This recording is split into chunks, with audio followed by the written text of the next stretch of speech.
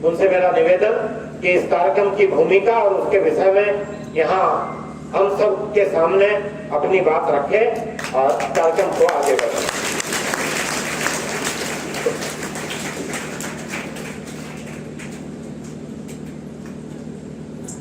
ज्ञानदायिनी माँ सरस्वती को नमन करते हुए, माँ भारती को नमन करते हुए, इस विद्यालय की पावन भूमि को नमन करते हुए, सम्मानित मंच पर आसीन, जैसा कि अभी इस विद्यालय के बहुत ही प्रतिष्ठित कर्मठ और शिक्षाविद प्रधानाचार्य आदरणीय भाई शीतल प्रताप जी ने गुरु जी के बारे में बताया, ऐसे आदरणीय हम सब के प्रेरणा स्रोत, हम सब के ऊर्जा के केंद्र बिंदु आदरणीय डॉक्टर जयपाल सिंह व्यास जी गुरु जी, जो इस स्नातक विधान परिषद क्षेत्र के हमारे सम्मानित विधान परिषद से सदस्य हैं दूसरी बार से। ऐसे ही अपने मध्य प्रशासनिक क्षेत्र से जो यहाँ के पुलिस उपाधीक्षक हैं, टीएसपी हैं, आदरणीय डॉक्टर गणेश कुमार गुप्ता जी, मेरे बड़े भाई राम सिंह जी, हमारे मध्य डीएसएम इंटर कॉलेज कांट के प्रधानाचार्य भाई मेजर सुदेश भटनागर जी, भाई हरेन जी, भाई साहब प्रेमवीर सिंह जी, आप सबको नमन करते हुए, विद्यार्थियों, आचार्यों की श्रद्धा और समर्पण को नमन करते हुए, मैं आज बहुत गर्व महसूस कर रहा हूँ इस विद्यालय में काफी समय के बाद आने के बाद, जब से भाई शीतल प्रताप जी प्रधानाचार्य के रूप में है मेरा, लेकिन जो परिवेश आपने गढ़ा है, जो विद्यार्थियों में संस्कार गढ़ने का आप काम कर रहे हैं, वो निश्चित रूप से वंदनीय है, अभिनंदनीय है। जैसा कि आज सर्वविदित है, भाई साहब ने बताया, राष्ट्रीय शैक्षिक महासंघ शिक्षा क्षेत्र में, जैसे विद्यार्थियों के क्षेत्र में अखिल भारतीय विद्यार्थी परिषद काम करता है, वैसे शिक्षकों के क्षेत्र में राष्ट्रीय शैक्षिक महासंघ देश भर में काम करता है। शिक्षकों की समस्याएं, शैक्षिक उन्नयन के विषयों पे गोष्ठियां, अनेक कार्यक्रम वर्ष भर होते हैं। उसी के निमित्त आज पहले भी अनेक कार्यक्रम हुए हैं। भारत सरकार की प्राथमिकता का विषय है स्वतंत्रता का अमृत महोत्सव। तो 75वां स्वतंत्रता का अमृत महोत्सव पूरा देश और पूरे दुनिया के अंदर जो भी भारतवंशी लोग हैं, पूरे हर्षोल्लास के साथ मना रहे हैं। इसी के निमित्त राष्ट्रीय शैक्षिक महासंघ ने भी, क्योंकि वो शिक्षा क्षेत्र का एक प्रमुख घटक है, इस विषय को प्रमुखता से लिया और स्वतंत्रता का अमृत महोत्सव का आयोजन करने का निर्णय पिछले दिनों जो राष्ट्रीय कार्यकारिणी की बैठक थी उसमें हुआ। और उसी के निमित्त ये निर्णय हुआ कि प्राथमिक विद्यालयों में और माध्यमिक के जितने विद्यालय हैं हमारे, उनमें 1 अगस्त को पूरे देश के अंदर 1 लाख से अधिक विद्यालयों में अमृत महोत्सव का आयोजन करेंगे। उसके बाद 1000 महाविद्यालयों में 2 घंटे का आयोजन होगा और अक्टूबर के मध्य में देश की जो टॉप की 100 यूनिवर्सिटी है, 100 विश्वविद्यालय हैं, उनमें 2 दिवसीय सेमिनार विचार गोष्ठी का आयोजन होगा। तो इसी के निमित्त हम सब आपके समक्ष हैं। अमृत महोत्सव आयोजन का उद्देश्य ये है कि इस देश की स्वतंत्रता, इस देश की एकता, इस देश की अखंडता, इस देश के नैतिक जीवन मूल्यों को अक्षुण्ण बनाए रखने के लिए, उनकी रक्षा के लिए तमाम महापुरुषों ने अपना पूरा जीवन हवन कर दिया, अपना सर्वस्व बलिदान कर दिया। इस पवित्र मौके पर हम तमाम वीर वीरांगनाओं को, जिन्होंने अपना सर्वस्व इस देश के लिए बलिदान कर दिया, उनकी त्याग तपस्या, उनके बलिदान को नमन करने के लिए ये पावन अवसर है। इस पावन अवसर पर हम सब उनको नमन करते हैं। क्योंकि गुरु जी अपने मध्य हैं, आदरणीय सीओ साहब अपने मध्य हैं, दोनों शिक्षा क्षेत्र के, वो अपने क्षेत्र के विद्वान व्यक्तित्व हैं, उनका मार्गदर्शन हमें मिलेगा। तो संक्षेप में मैं 1-2 प्रसंग रख के अपनी बात को विराम दूंगा। जैसा कि हम सब जानते हैं, आजादी का जो आंदोलन है, उससे पहले भी भारत जो था विश्व गुरु के रूप में पूरे दुनिया में विख्यात था।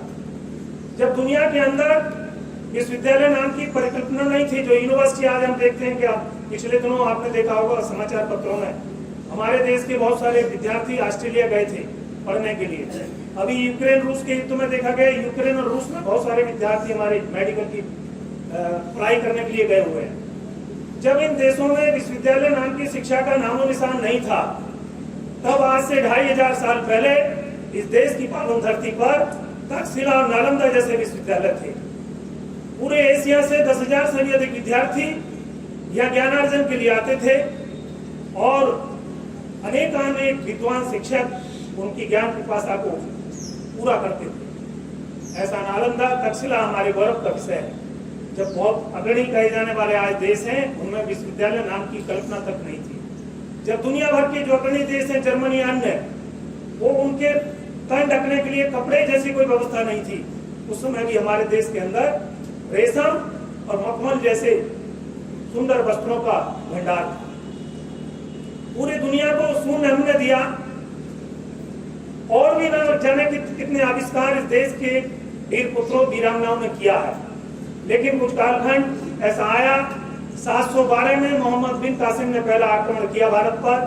वो जो विदेशी आक्रांता थे, केवल पहले धन संपदा लूटने के लिए आए, लेकिन जब उन्होंने यहाँ की वैभवशाली परंपरा को देखा, यहाँ की सांस्कृतिक विरासत को देखा, उन्होंने फिर यहाँ की धन संपदा लूटने के साथ साथ यहाँ की सांस्कृतिक ताने बाने को भी नष्ट भ्रष्ट करने का पूरा षड्यंत्र रचा। और ये षड्यंत्र चलता रहा।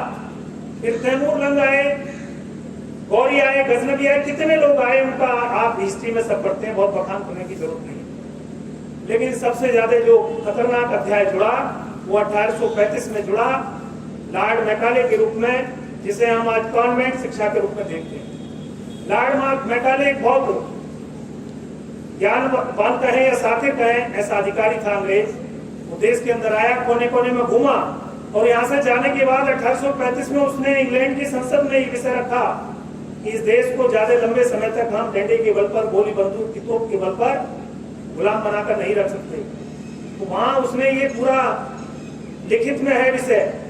उसने कहा, पूछा गया फिर क्या करेंगे, तो उसने एक योजना बनाई कि मैं ऐसी शिक्षा पद्धति लागू करूंगा जिससे थोड़े समय के बाद रिजल्ट आएंगे, देखने में लोग भारतीय होंगे लेकिन दिलो दिमाग से मस्तिष्क के वो हमारे बिल्कुल निकट होंगे। और वो अपने षड्यंत्र में कामयाब हुआ। उसने एक ऐसी शिक्षा पद्धति इस देश पर थोपी जिसको ढोते ढोते आज आजादी का हम 75वां महोत्सव मना रहे हैं।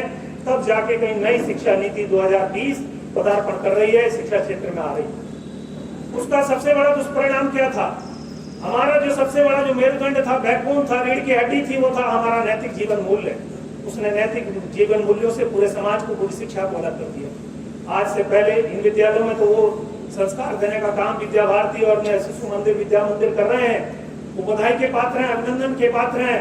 लेकिन बहुत सारी विद्यालय शिक्षा ऐसी है, और फिजिक्स की बात होगी, केमिस्ट्री की बात होगी, हिंदी अंग्रेजी की बात होगी, लेकिन नैतिक जीवन मूल्यों की बात नहीं होगी। और वहाँ नैतिक शिक्षा जो जीवन का बिल्कुल महत्वपूर्ण रीढ़ है, वो वहाँ एक कैटेगरी डाल दिया। केवल उसमें कैटेगरी मॉरल एजुकेशन ABC करके हमारे अंक पत्रों में उसे दे दिया गया, और बाकी अंक के रूप में है। तो एक बड़ा षड्यंत्र लंबे समय से चला। लेकिन उसके साथ साथ जब जब यहाँ आक्रांत आए, विनाश हुआ, उसके साथ साथ सृजन का काम भी यहाँ के वीर पुत्रों वीरांगनाओं ने किया है। ऐसे ही विद्या भारती हम कहें, उसने उस संस्कारों को सजोने का काम, उस नैतिक जीवन मूल्यों को अक्षुण्ण रखने का काम निरंतर किया है।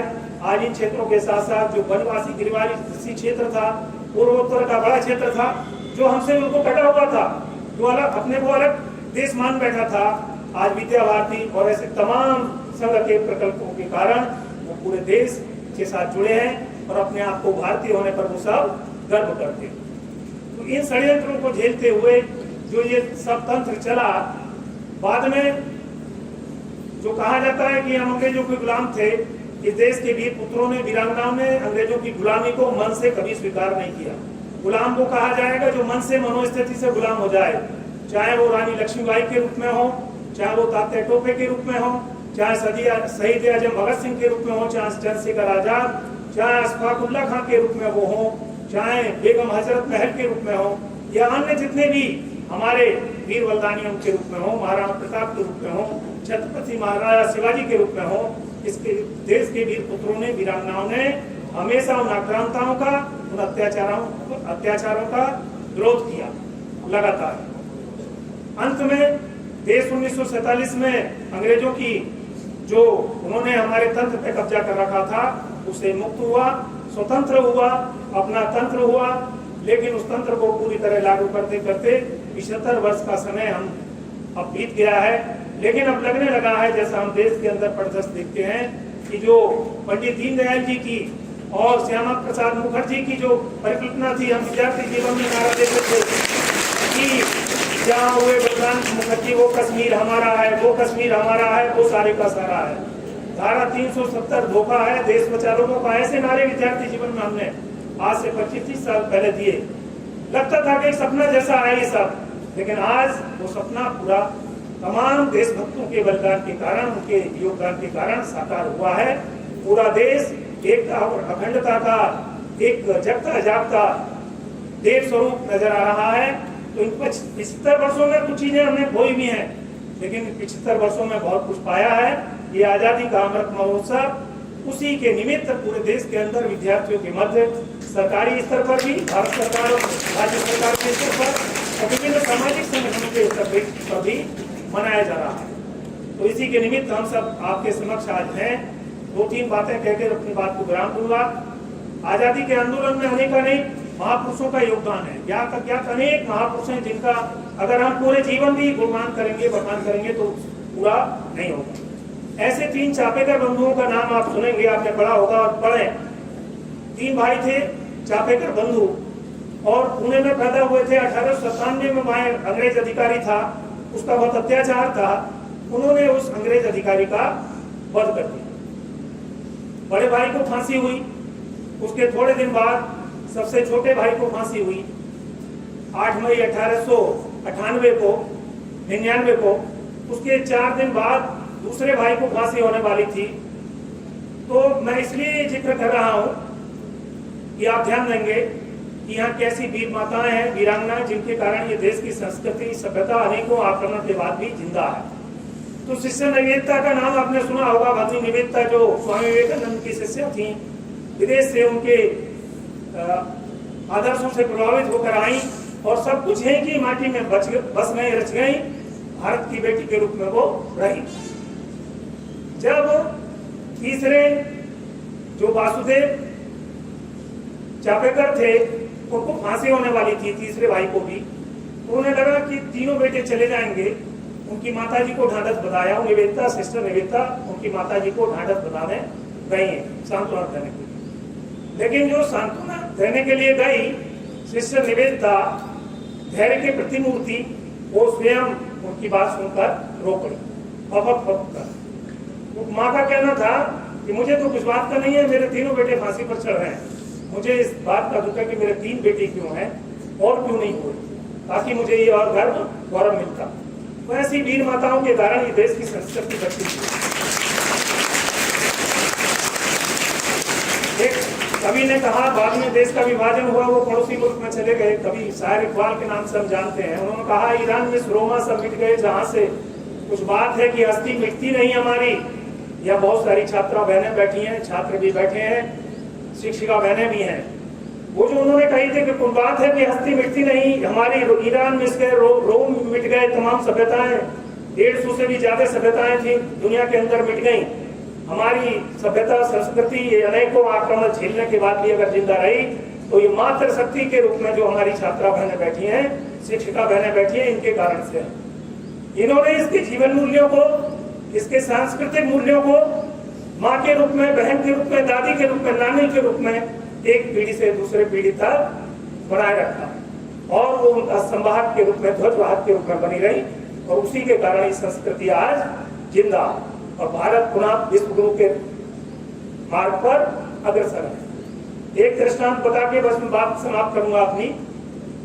जब शहीद आजम भगत सिंह को फांसी होने वाली थी, लंबा जीवन व्रत है उनका योगदान, तो एक घटनाक्रम उस समय देश के अंदर बहुत ज्यादा जाति पाति का बोलबाला था। अंग्रेजों ने और उससे पहले जो आक्रांत आए, देश की सामाजिक समरसता को, ताने बाने को इस तरह से नष्ट भ्रष्ट कर दिया था कि अपना भाई बंधु एक दूसरे को स्वीकार करने, उसके पास बैठने को तैयार नहीं था। ऐसी विषम परिस्थिति में शहीद आजम भगत सिंह को फांसी होने वाली थी। जेलर ने पूछा, आपकी अंतिम इच्छा क्या है, पूछी जाती है, तो उन्होंने कहा, जेलर साहब आप मेरी अंतिम इच्छा तो पूरी नहीं कर पाएंगे, क्योंकि वो तो मेरी अंतिम इच्छा तो ये है, मैं अपनी माँ भारती को आजाद देखना चाहता हूँ। लेकिन दूसरी एक इच्छा ये है, मैं मरने से पहले अपनी माँ के हाथ की रोटी खाना चाहता हूँ। जेलर साहब के लिए वो संभव नहीं था फांसी के समय में, और माँ की जहाँ रह रही थी उसकी दूरी में काफी अंतराल था।